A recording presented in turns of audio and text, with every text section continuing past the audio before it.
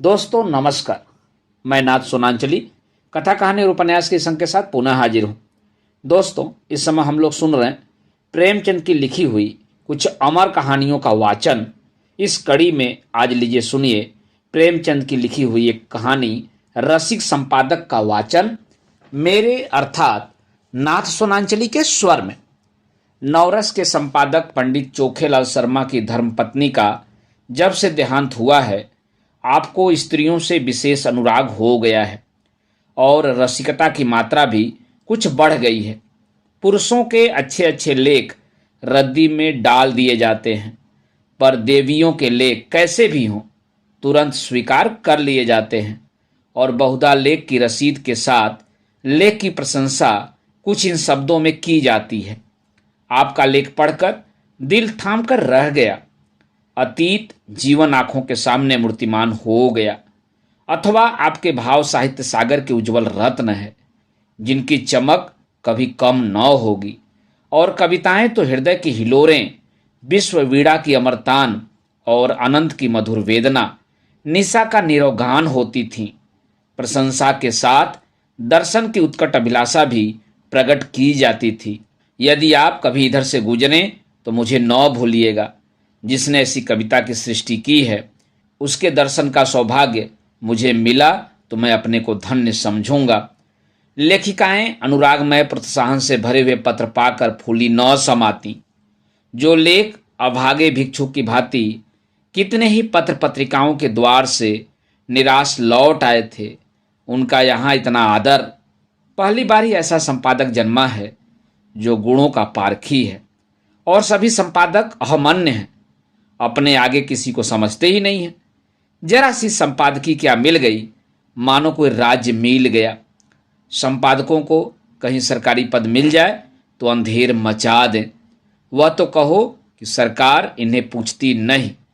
उसने बहुत अच्छा किया जो ऑर्डिनेंस पास कर दिए। और स्त्रियों से द्वेष करो यह उसी का दंड है। यह भी संपादक ही हैं, कोई घास नहीं छिलते। और संपादक भी एक जगत विख्यात पत्र के। नवरस सब पत्रों में राजा है।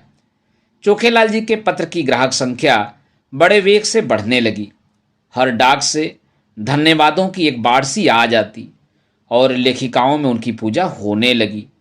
ब्याह गौना मुंडन छेदन जन्म मरण के समाचार आने लगे। कोई आशीर्वाद मांगती, कोई उनके मुख से सांत्वना के दो शब्द सुनने की अभिलाषा करती, कोई उनसे घरेलू संकटों में परामर्श पूछती और महीने में 10-5 महिलाएं उन्हें दर्शन भी दिए जाती।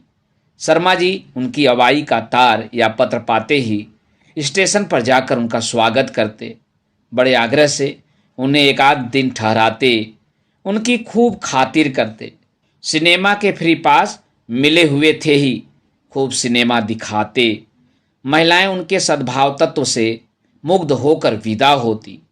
मशहूर तो यहाँ तक कि शर्मा जी का कई लेखिकाओं से बहुत ही घनिष्ठ संबंध हो गया है। लेकिन इस विषय में हम निश्चयपूर्वक कुछ कह नहीं सकते।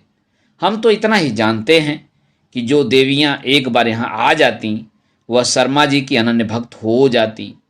बेचारा साहित्य की कुटिया का तपस्वी है, अपने विधुर जीवन की निराशाओं को अपने अंतःस्थल में संचित रखकर मूक वेदना में प्रेम माधुर्य का रसपान कर रहा है।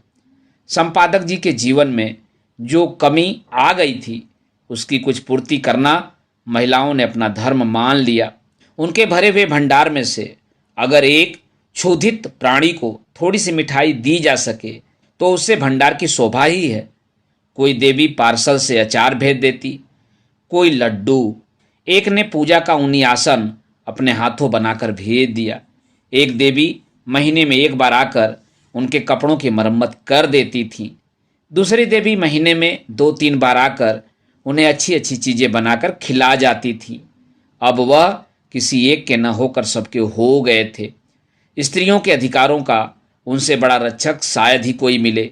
पुरुषों से तो शर्मा जी को हमेशा तीव्र आलोचना ही मिलती थी। श्रद्धा में सहानुभूति का आनंद तो उन्होंने स्त्रियों में ही पाया।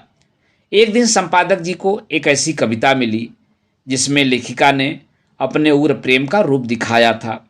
अन्य संपादक उसे अश्लील कहते थे, लेकिन चोखेलाल इधर बहुत उदार हो गए थे। कविता इतने सुंदर अक्षरों में लिखी थी, लेखिका का नाम इतना मोहक था कि संपादक जी के सामने उसका एक कल्पना चित्र सा आकर खड़ा हो गया।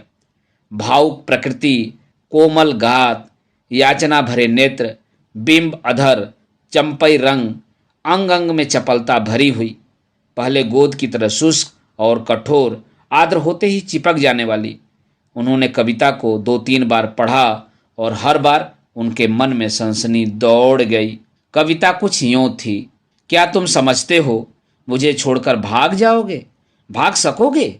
मैं तुम्हारे गले में हाथ डाल दूंगी, मैं तुम्हारी कमर में करपास कस दूंगी, मैं तुम्हारा पांव पकड़कर रोक लूंगी, तब उस पर सिर रख दूंगी।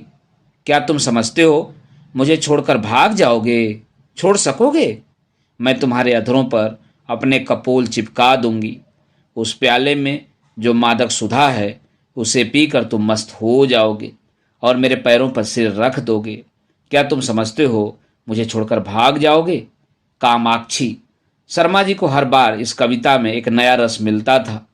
उन्होंने उसी क्षण कामाक्षी देवी के नाम यह पत्र लिखा। आपकी कविता पढ़कर मैं नहीं कह सकता मेरे चित्त की क्या दशा हुई। हृदय में एक ऐसी तृष्णा जाग उठी है जो मुझे भस्म किए डालती है। नहीं जानता इसे कैसे शांत करूं। बस यही आशा है कि इसको शीतल करने वाली सुधा भी वहीं मिलेगी जहां से यह तृष्णा मिली है। मन मतंग की भांति जंजीर तुड़ाकर भाग जाना चाहता है। जिस हृदय से यह भाव निकले हैं उसमें प्रेम का कितना अक्षय भंडार है, उस प्रेम का जो अपनों को समर्पित कर देने में ही आनंद पाता है। मैं आपसे सत्य कहता हूँ, ऐसी कविता मैंने आज तक नहीं पढ़ी थी और इसने मेरे अंदर जो तूफान उठा दिया है वह मेरी विधुर शांति को छिन्न भिन्न किए डालता है। आपने एक गरीब की फूस की झोपड़ी में आग लगा दी है, लेकिन मन यह स्वीकार नहीं करता कि यह केवल विनोद कीड़ा है। इन शब्दों में मुझे एक ऐसा हृदय छिपा हुआ ज्ञात होता है जिसने प्रेम की वेदना सही है, जो लालसा की आग में तपा है। मैं इसे अपना परम सौभाग्य समझूंगा यदि आपके दर्शनों का सौभाग्य पा सका। यह कुटिया अनुराग की भेंट लिए आपका स्वागत करने को तड़प रही है। सब प्रेम। तीसरे ही दिन उत्तर आ गया। कामाक्षी ने बड़े भावुकतापूर्ण शब्दों में कृतज्ञता प्रकट की थी और अपने आने की तिथि बताई थी। आज कामाक्षी का शुभागमन है। शर्मा जी ने प्रातःकाल हजामत बनवाई, साबुन और बेसन से स्नान किया। महीन खद्दर की धोती, कोकटी का ढीला चुन्नटदार कुर्ता, मलाई के रंग की रेशमी चादर। इस ठाठ से आकर कार्यालय में बैठे तो सारा दफ्तर गमक उठा। दफ्तर की भी खूब सफाई करा दी गई थी। बरामदे में गमले रखवा दिए गए थे, मेज पर गुलदस्ते सजा दिए गए थे। गाड़ी 9 बजे आती है, अभी 8:30 है। 9:30 बजे तक यहाँ आ जाएगी। इस परेशानी में कोई काम नहीं हो रहा है। बार बार घड़ी की ओर ताकते हैं, फिर आईने में अपनी सूरत देखकर कमरे में टहलने लगते हैं। मूंछों में 2-4 बाल पके हुए नजर आ रहे हैं। उन्हें उखाड़ फेंकने का इस समय कोई साधन नहीं है, कोई हरज नहीं। इससे रंग कुछ और ज़्यादा जमेगा। प्रेम जब श्रद्धा के साथ आता है तब वो ऐसा मेहमान हो जाता है जो उपहार लेकर आता है। युवकों का प्रेम खर्चीली वस्तु है, लेकिन महात्माओं या महात्मापन के समीप पहुँचे हुए लोगों का प्रेम उल्टे और कुछ ले आता है। युवक जो रंग बहुमूल्य उपहारों से जमाता है, या महात्मा या अर्ध महात्मा लोग केवल आशीर्वाद से जमा लेते हैं। ठीक 9:30 बजे चपरासी ने आकर एक कार्ड दिया। लिखा था कामाक्षी। शर्मा जी ने उसे देवी जी को लाने की अनुमति देकर एक बार फिर आईने में अपनी सूरत देखी और एक मोटी सी पुस्तक पढ़ने लगे, मानो स्वाध्याय में तन्मय हो गए हैं। एक क्षण में देवी जी ने कमरे में कदम रखा। शर्मा जी को उनके आने की खबर न हुई। देवी जी डरते डरते समीप आ गईं। तब शर्मा जी ने चौंक कर सिर उठाया, मानो समाधि से जाग पड़े हों, और खड़े होकर देवी जी का स्वागत किया। मगर यह वह मूर्ति न थी जिसकी उन्होंने कल्पना कर रखी थी। एक काली मोटी अधेड़ चंचल औरत थी जो शर्मा जी को इस तरह घूर रही थी मानो उन्हें पी जाएगी। शर्मा जी का सारा उत्साह, सारा अनुराग ठंडा पड़ गया। वह सारी मन की मिठाइयाँ जो वह महीनों से खा रहे थे पेट में शूल की भांति चुभने लगीं। कुछ कहते सुनते न बना, केवल इतना बोले, संपादकों का जीवन बिल्कुल पशुओं का जीवन है, सिर उठाने का समय नहीं मिलता। उस पर कार्याधिक से इधर मेरा स्वास्थ्य भी बिगड़ रहा है। रात ही से सिर दर्द से बेचैन हूँ, आपकी क्या खातिर करूँ। कामाक्षी देवी के हाथ में एक बड़ा सा पुलिंदा था। उसे मेज पर पलटकर रुमाल से मुंह पोंछकर वह मृदु स्वर में बोली, यह आपने तो बड़ी बुरी खबर सुनाई। मैं तो एक सहेली से मिलने जा रही थी, सोचा रास्ते में आपके दर्शन करती चलूं, लेकिन जब आपका स्वास्थ्य ठीक नहीं है तो मुझे यहाँ कुछ दिन रहकर आपका स्वास्थ्य सुधारना पड़ेगा। मैं आपके संपादन कार्य में भी आपकी मदद करूंगी। आपका स्वास्थ्य स्त्री जाति के लिए बड़े महत्व की वस्तु है। आपको इस दशा में छोड़कर अब मैं नहीं जा सकती। शर्मा जी को ऐसा जान पड़ा जैसे उनका रक्त प्रवाह रुक गया है, नाड़ी छूटी जा रही है। उस चुड़ैल के साथ रहकर तो जीवन ही नरक हो जाएगा। चली हैं कविता करने, और कविता भी कैसी, अश्लीलता में डूबी हुई। अश्लील तो है ही, बिल्कुल सड़ी हुई, गंदी। एक सुंदरी युवती की कलम से वह कविता कामबाण थी, इस डायन की कलम से तो वह परनाले का कीचड़ है। मैं कहता हूँ, इसे ऐसी कविता लिखने का अधिकार ही क्या है? यह क्यों ऐसी कविता लिखती है? क्यों नहीं किसी कोने में बैठकर राम भजन करती? आप पूछती हैं, मुझे छोड़कर भाग सकोगे? मैं कहता हूँ, आपके पास कोई आएगा ही क्यों? दूर से ही देखकर न लंबा हो जाएगा? कविता क्या है जिसका न सिर न पैर, मात्राओं तक का इसे ज्ञान नहीं है, और कविता करती है। कविता अगर इस काया में निवास कर सकती है तो फिर गधा भी गा सकता है, ऊंट भी नाच सकता है। इस राण को इतना भी नहीं मालूम कि कविता करने के लिए रूप और यौवन चाहिए, नजाकत चाहिए, नफासत चाहिए। भूतनी सी तो आपकी सूरत है, रात को कोई देख ले तो डर जाए, और आप उत्तेजक कविता लिखती हैं।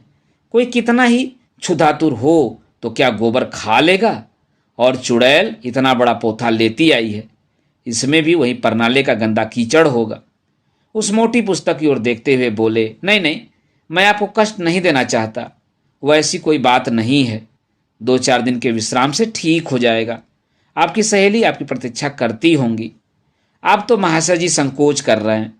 मैं 10-5 दिन के बाद भी चली जाऊंगी तो कोई हानि न होगी। इसकी कोई आवश्यकता नहीं है देवी जी। आपके मुंह पर तो आपकी प्रशंसा करना खुशामद होगी, पर जो सजनता मैंने आप में देखी वह कहीं नहीं पाई। आप पहले महानुभाव हैं जिन्होंने मेरी रचना का आदर किया, नहीं तो मैं निराश हो चुकी थी। आपके प्रोत्साहन का यह शुभ फल है कि मैंने इतनी कविताएं रच डाली। आप इनमें से जो चाहें रख लें। मैंने एक ड्रामा भी लिखना शुरू कर दिया है, उसे भी शीघ्र ही आपकी सेवा में भेजूंगी। कहिए तो 2-4 कविताएं सुनाऊं। ऐसा अवसर मुझे फिर कब मिलेगा? यह तो नहीं जानती कि कविताएं कैसी हैं, पर आप सुनकर प्रसन्न होंगे। बिल्कुल उसी रंग की हैं। उसने अनुमति की प्रतीक्षा न की, तुरंत पोथा खोलकर एक कविता सुनाने लगी। शर्मा जी को ऐसा मालूम होने लगा जैसे कोई भिगो भिगो कर जूते मार रहा है। कई बार उन्हें मितली आ गई, जैसे 1000 गधे कानों के पास खड़े अपना स्वर अलाप रहे हों। कामाक्षी के स्वर में कोयल का माधुर्य था, पर शर्मा जी को इस समय वह अप्रिय सा लग रहा था। सिर में सचमुच दर्द होने लगा। वह गधी टलेगी भी या यूं ही बैठी सिर खाती रहेगी? इसे मेरे चेहरे से भी मेरे मनोभावों का ज्ञान नहीं हो रहा है। उस पर आप कविता करने वाली हैं। इस मुंह से तो महादेवी या सुभद्रा कुमारी की कविताएं भी घृणा ही उत्पन्न करेंगी। आखिर न रहा गया, बोले, आपकी रचनाओं का क्या कहना? आप यह संग्रह यहीं छोड़ जाएं, मैं अवकाश में पढ़ूंगा। इस समय तो बहुत सा काम है।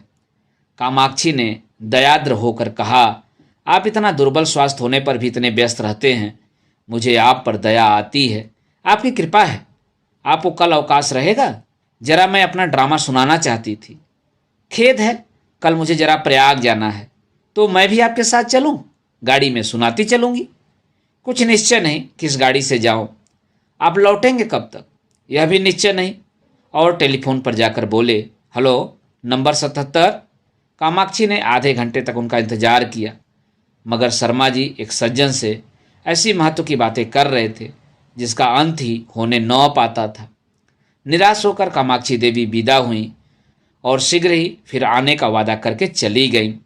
शर्मा जी ने आराम की सांस ली और उस पोथे को उठाकर रद्दी में डाल दिया और जले हुए दिल से आप ही आप कहा, ईश्वर न करे कि फिर तुम्हारे दर्शन हो।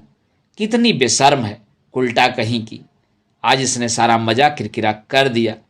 फिर मैनेजर को बुलाकर कहा, कामाक्षी की कविता नहीं जाएगी। मैनेजर ने स्तंभित होकर कहा, फार्म तो मशीन पर है, कोई हरज नहीं, फार्म उतार लीजिए। बड़ी देर होगी, होने दीजिए, वह कविता नहीं जाएगी। दोस्तों, अभी आप सुन रहे थे प्रेमचंद की लिखी हुई कहानी रसिक संपादक का वाचन मेरे अर्थात नाथ सोनांचली के स्वर में। दोस्तों, और भी किस्से कहानी और उपन्यास सुनने के लिए आप मेरे साथ कथा कहानी और उपन्यास के साथ जुड़े रहिए। धन्यवाद। नमस्कार।